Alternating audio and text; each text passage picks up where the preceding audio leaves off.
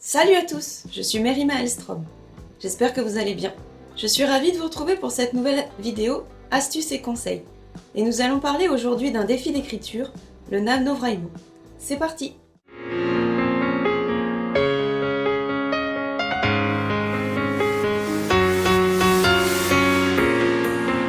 Qu'est-ce que le NaNoWriMo? Le NaNoWriMo ou National Novel Writing Month est un défi d'écriture international qui se déroule chaque année du 1er au 30 novembre. Le but est de produire 50 000 mots à raison d'environ 1667 mots par jour. Autant dire que c'est intense et que cela demande un minimum de préparation. 1667 mots, cela représente environ 2 pages Word. Et tenir ce rythme tous les jours, croyez-moi, c'est tout sauf facile quand on n'a pas l'habitude. D'ailleurs, on compare souvent ce défi à un marathon. Il faut se préparer, s'entraîner, pour mettre toutes les chances de son côté et tenir sur la longueur. Alors, pour s'entraîner, je ne peux que vous conseiller les camps nano, par exemple, qui se déroulent en ce moment tout le mois d'avril, que je fais pas par manque de temps, et aussi en juillet, que je ferai peut-être cette année. Je n'ai jamais participé à un camp nano, mais il me semble que vous fixez vous-même votre objectif de mots et vous pouvez rejoindre ce qu'on appelle des cabines, où vous retrouvez d'autres participants pour vous motiver, discuter, etc. Le nano de novembre demande une préparation en amont, durant le mois d'octobre par exemple, parce que croyez-moi, une fois lancé, vous aurez du mal à écrire 1600 mots s'il faut en plus réfléchir à quoi dire, comment, quel personnage, quelle réaction, quelle situation, où et quand et pourquoi. Surtout si vous avez peu de temps pour écrire dans la journée, si vous êtes parent, si vous travaillez à côté, si vous sortez beaucoup, etc. Et même sans cela, admettons que vous ayez 8 heures dispo dans votre journée, parce que c'est votre métier, ou que vous êtes à la maison à ce moment-là et que vous décidez d'en profiter. Je peux vous le dire d'expérience, c'est difficile de rester motivé les 30 jours et à ce rythme. Surtout qu'à ce rythme-là, vous n'avez pas le temps de peaufiner vos phrases, de rechercher les mots, de faire des recherches, c'est impossible.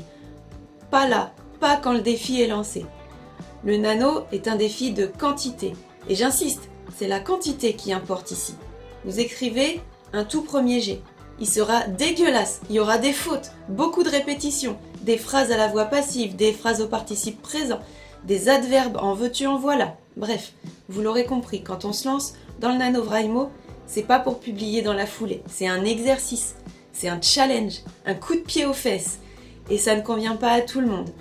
Mais ça, vous pourrez le savoir que si vous vous lancez dans l'aventure. Mais parlons peu, parlons bien, voici comment je m'organise et prépare mon NaNoWriMo. La méthode que je vous donne ici est purement personnelle, composée à partir de conseils que j'ai moi-même glanés à droite à gauche, mais il n'y a pas une méthode exhaustive. À vous de trouver celle qui vous convient.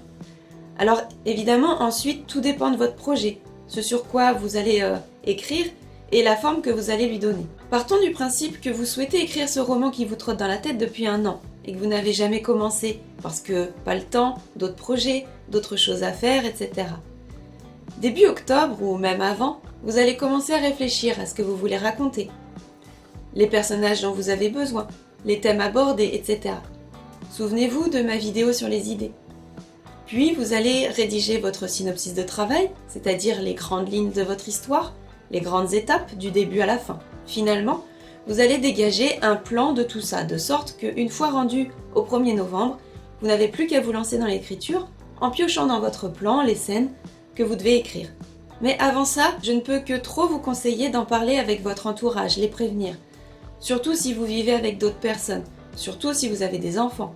Parlez-en, dites-leur combien c'est important pour vous, qu'il vous faut au moins 1 heure ou 2 par jour, voire plus, de totale tranquillité. Prévenez vos amis que vous allez moins sortir ce mois-ci. Lorsque vous prévoyez vos séances d'écriture, coupez tout ce qui n'est pas indispensable. Posez votre téléphone dans une autre pièce. N'ouvrez pas Internet, exception pour YouTube, pour la musique, uniquement. N'allez pas consulter vos mails. Ça demande un peu d'autodiscipline et c'est pas évident quand on n'a pas l'habitude. N'hésitez pas à vous entraîner durant l'année.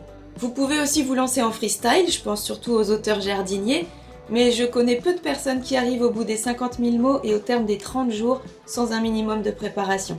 Je l'ai fait la première année et j'ai abandonné au bout de quelques jours parce que je savais pas où j'allais. Bon, j'étais enceinte et en plein déménagement, peut-être que ça a pas aidé aussi, je sais pas. Mon NaNoWriMo 2020. Alors pour moi cette année ce sera très simple, mon gros projet de l'année c'est évidemment Eretilia. Donc il est fort probable que j'utilise une fois encore le nano pour cela. Je suis en train de revoir la forme que je vais lui donner et j'hésite entre une trilogie de romans ou une série littéraire publiée par épisode. J'ai bien envie de tester la série, mais ce ne sont que des hypothèses. Je vais tenter, voir si ça me plaît et je vous en reparlerai. N'hésitez pas à me dire en commentaire ce que vous préférez entre roman ou série. Bref, toujours est-il que je vais probablement participer au camp nano de juillet, que je ferai peut-être en août, quand mon fils sera en vacances chez son père, pour commencer à écrire le premier jet. Et comme c'est un univers complet et complexe, je commence déjà à y réfléchir maintenant, et on n'est qu'en avril. Alors peut-être qu'en juillet j'aurai déjà commencé à écrire, donc ce sera la continuité. Mais comme dans les camps, on peut se fixer l'objectif qu'on veut, c'est parfait. Comme ça, arrivé en novembre, si je peux le faire cette année encore, j'écrirai la suite en ayant déjà toutes mes bases de posées. Si vous voulez vous inscrire pour le NaNoWriMo ou si vous êtes déjà habitué, n'hésitez pas à m'ajouter à votre liste de Writing Buddies depuis le site. Toutes les informations sont en description. Je ferai une autre vidéo sur le NaNoWriMo un peu plus tard pour présenter à celles et ceux qui ne connaissent pas le site, comment il fonctionne et comment se présente le nano en pratique.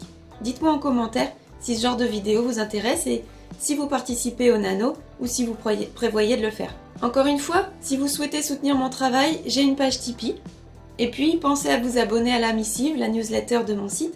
Vous recevrez en cadeau une nouvelle qui parle des 4 saisons dans un conte fantastique. Et chaque mois, je vous offre une nouvelle de fantasy exclusive en plus de mes news d'auteur. Sur ce, merci d'avoir regardé cette vidéo. Si celle-ci vous a plu, n'hésitez pas à mettre un pouce bleu, abonnez-vous et cliquez sur la petite cloche pour ne rien manquer des prochaines sorties. Je vous dis à la semaine prochaine pour une vidéo sur un de mes écrits. Bye bye!